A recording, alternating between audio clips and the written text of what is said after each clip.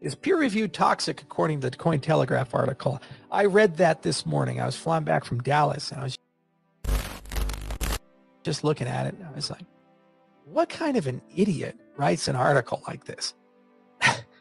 You guys, they're grasping at straws. The hatred of Cardano is so strong at Cointelegraph that they have to now attack the entire institution of peer review to delegitimize us.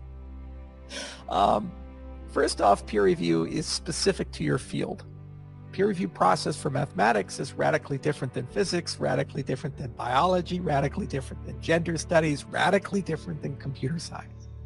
Computer science is the most industrial of all of the peer review processes, done at conferences mostly, not journals. People actually see each other in person and they're much faster. There's much faster results. And a lot of the papers, they always ask, where's the implementation? Where's the industrial application? Not just the theory behind it. Okay, so you have a faster paced thing. You have more intimate, tighter knit relationships. You tend to be collaborating with people in person, and there's a desire for industrial application. There are no politics there. You know, there's certain academic politics. There's certain publishing circles that may sometimes, you know, not like others, but you know, it's double blind. You don't know who's reviewing and they don't know who's submitting. The names are ripped off the papers.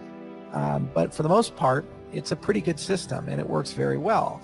And there's really no case of systemic bias or catastrophic failure that people can point to.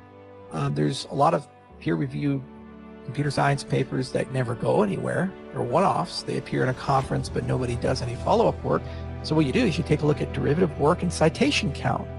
So for example, Ouroboros has been cited over 1,000 times.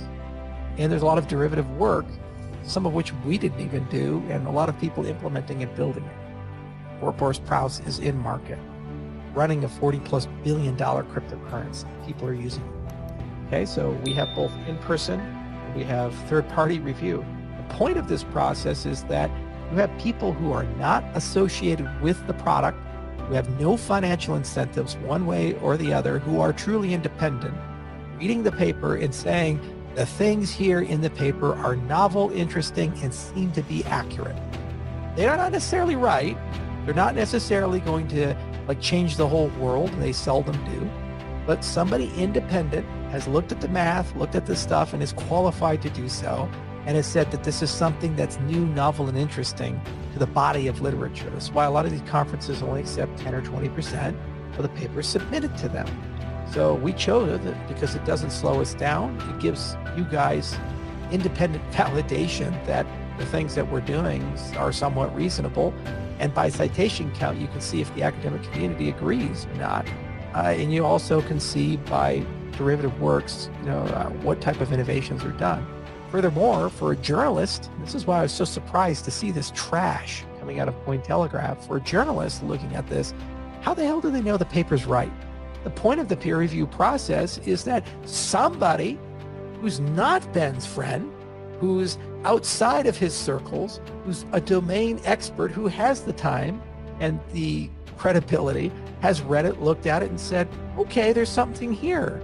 There's something interesting here. It's like fact-checking an article.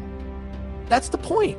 So why wouldn't journalists love peer review? It makes their job a lot easier. They say, well, these crypto projects are making a lot of claims about random number generation and the fact that they're secure and so forth. How do we know?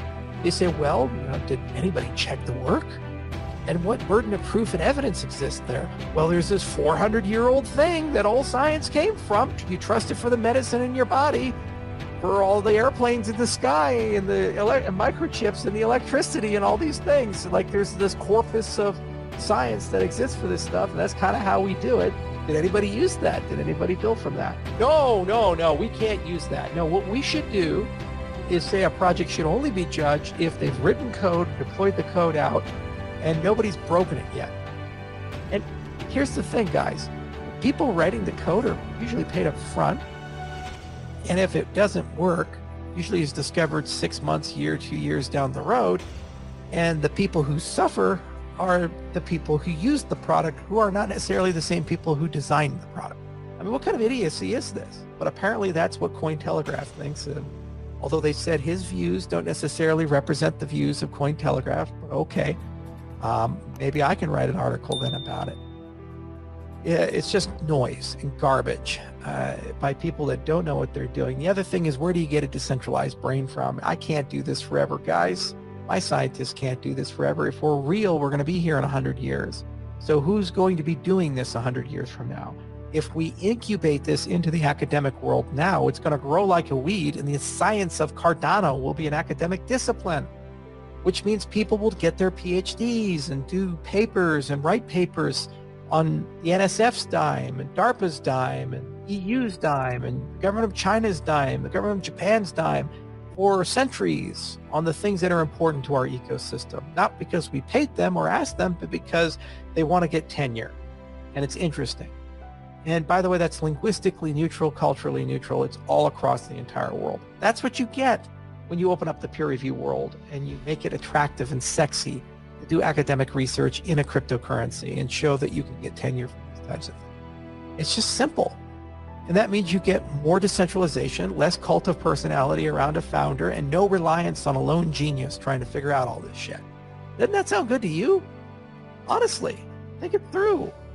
Or we could just write some code and hope the code works.